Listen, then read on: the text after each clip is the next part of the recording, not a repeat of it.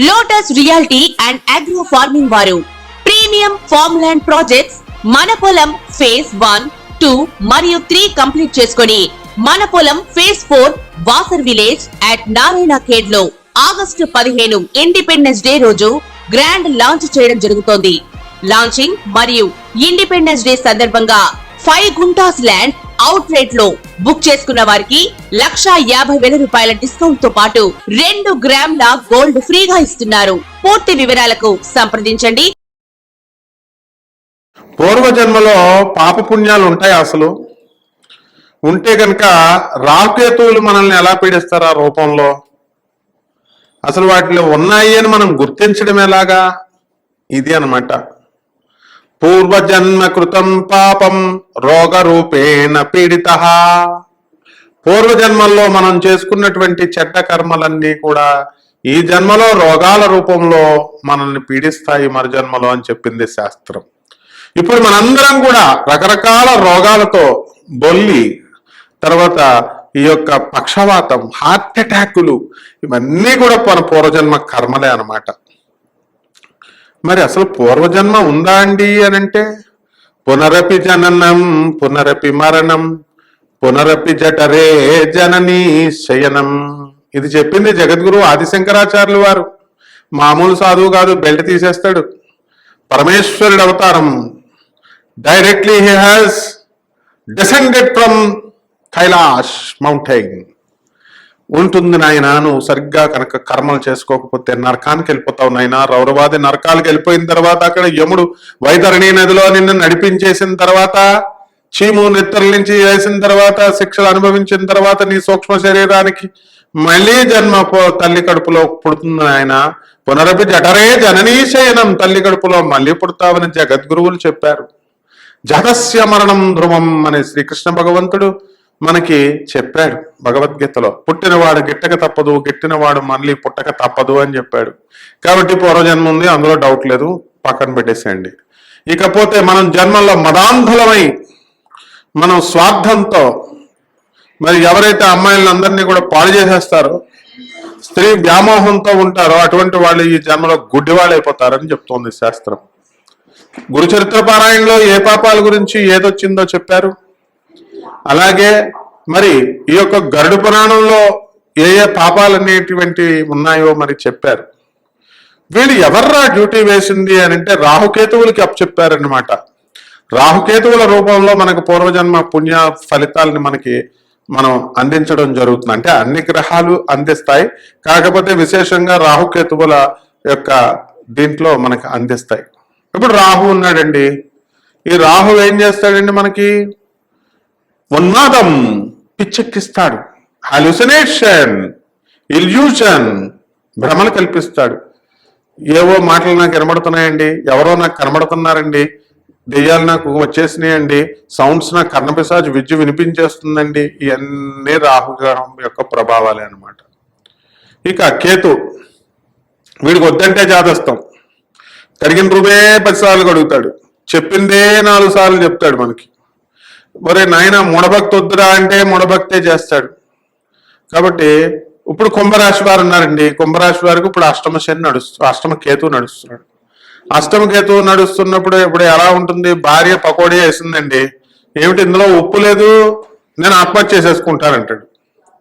ఒక పండు కోసిచ్చిందండి, పండు కోసిస్తే తీయగా లేదేంటి, ఈ ఆపిల్ పండు తీయగా లేదు, కాబట్టి నేను ఆత్మహత్య చేసేసుకుంటానంటాడు. ఇది అష్టమకేతువు యొక్క ప్రభావం. ఇప్పుడు ఈ రాహుకేతువులు మన పూర్వజన్మ యొక్క ఫలితాలను మనకు అందించడంలో ఇవి చేస్తాయి, ప్రధాన పాత్ర పోషిస్తాయి.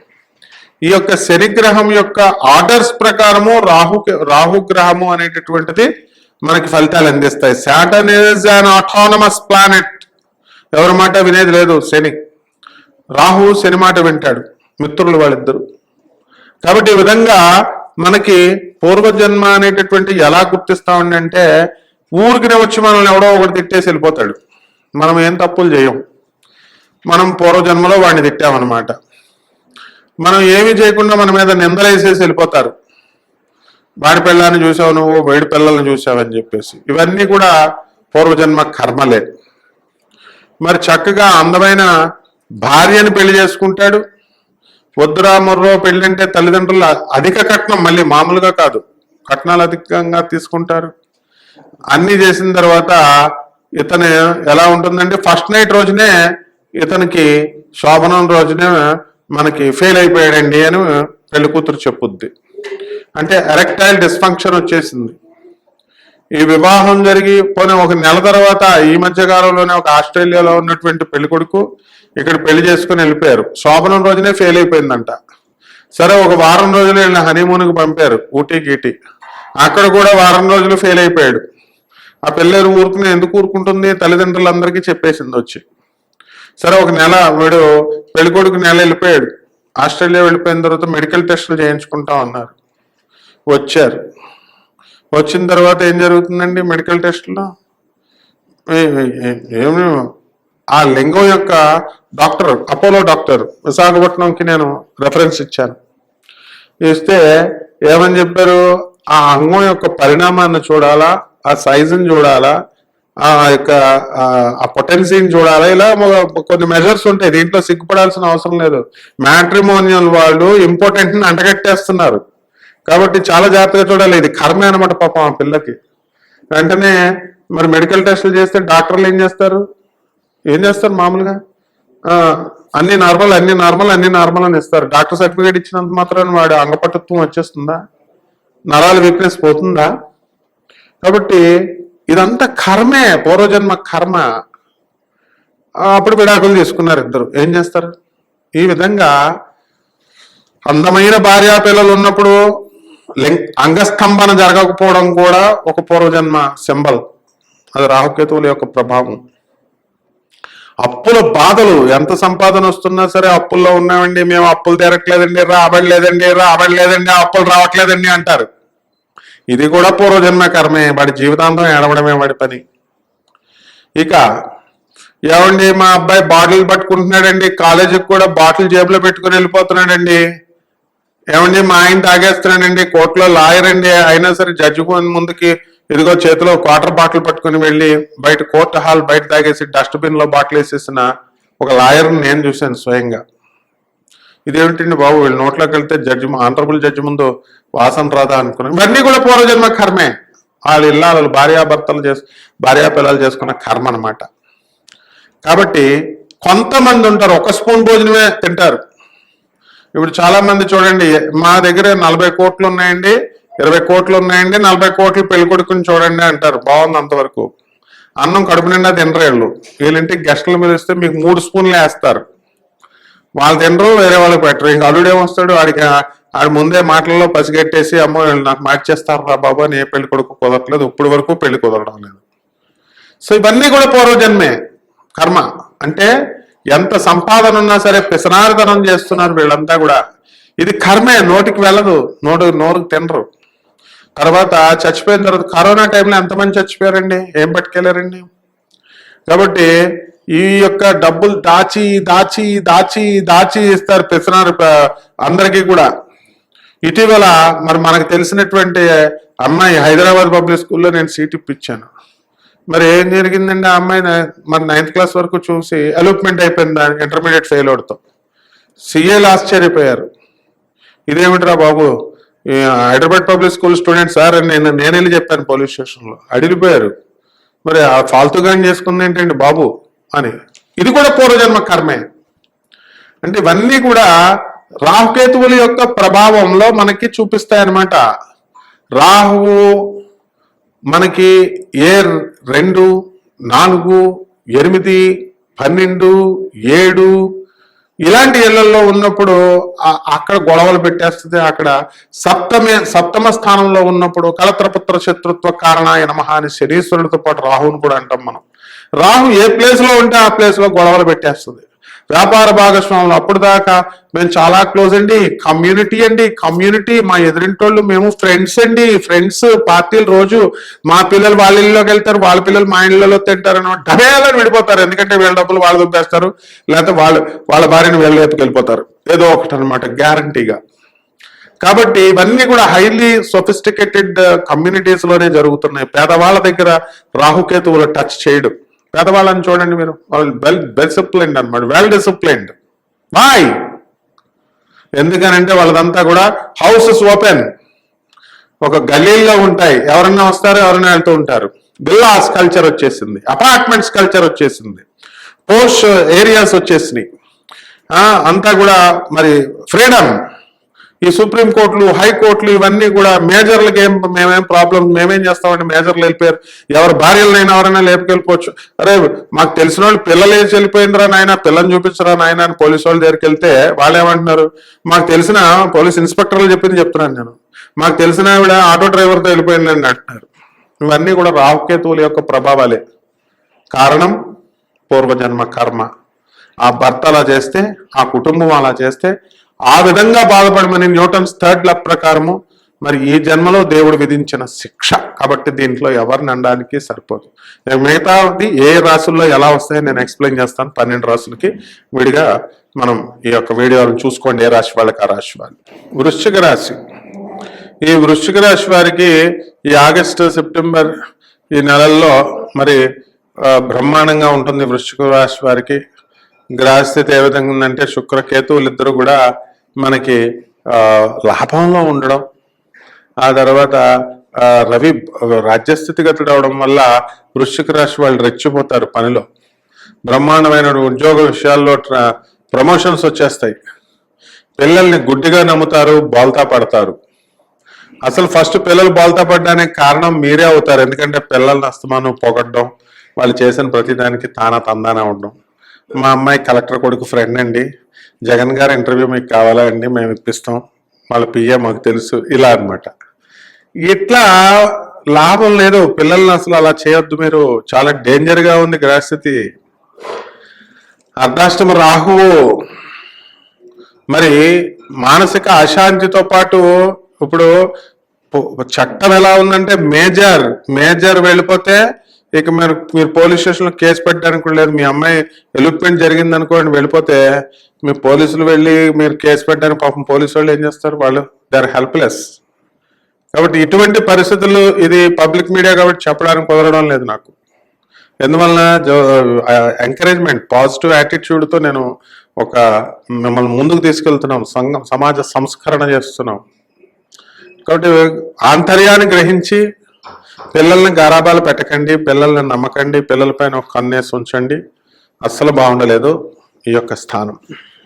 ఇకపోతే ఈ వృశ్చిక రాశి వారు ముందు మీరు కూడా అనవసరంగా ఫోన్లు ఎత్తకండి, ఫోన్లు చేసుకోకండి అందరికీ కూడా.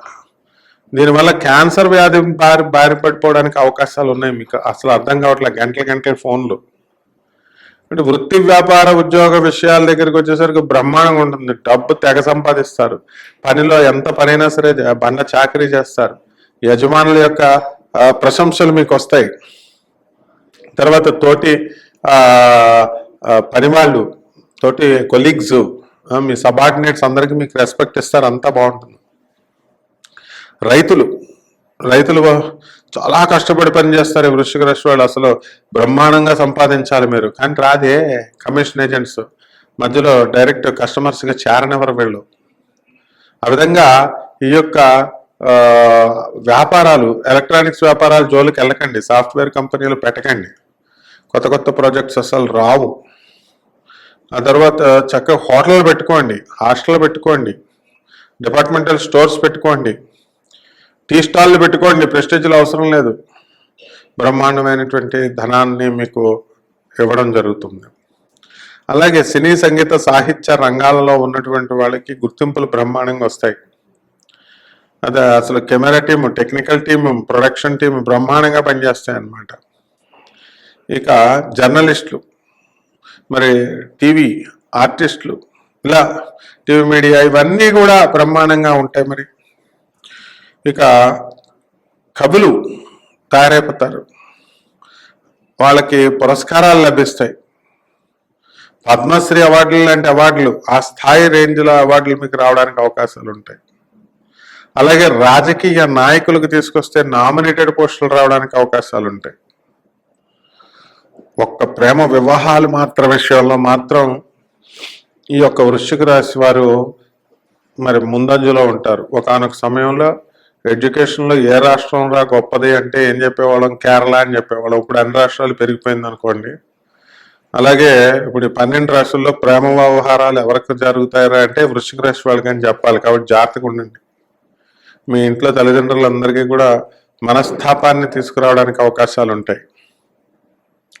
కాబట్టి దైవభక్తి అనేటటువంటిది మూఢభక్తిగా మారిపోతుంది. మీకు ఎక్స్కర్షన్లకు వెళ్తారు, ఇది కూడా దేవాలయాలకి ఎక్స్కర్షన్ల మాదిరిగా వెళ్తారు, ఎంజాయ్మెంటల్ టైప్లో. ఇవి కుదరవు. కాబట్టి ఈ విధంగా ఈ యొక్క వృశ్చిక రాశి వారి యొక్క ఆలోచన విధానము మేము మార్చుకోవాలండి, కానీ మేము మార్చుకోలేకపోతున్నామండి అని. మేము మందు కొట్టకూడదండి, కానీ సాయంత్రం వచ్చేసరికి నరాలు లాగేస్తున్నాయండి అనే విధంగా మేము పరివర్తన అవ్వాలి అని అనుకుంటూ పరివర్తన కాలేకపోతున్నాం అనేటటువంటిది ఈ 2 నెలల్లో మీరు అనుభవించేటటువంటి ఫీలింగ్ అనమాట. కాబట్టి పట్టుదలగా మారండి.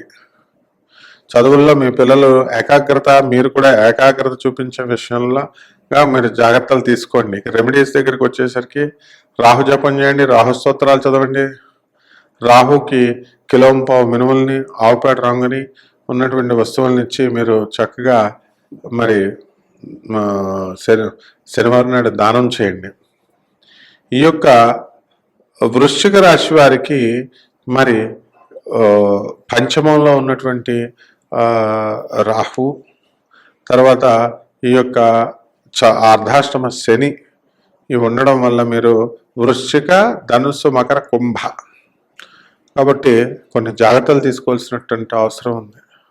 దశమహావిద్యల్లో ఒకటైనటువంటి మహాకాళి అమ్మవారి యొక్క హోమాన్ని మీ ఇళ్లలో జరిపించుకోండి. ఎవరేం చెప్పినా సరే what I say is final.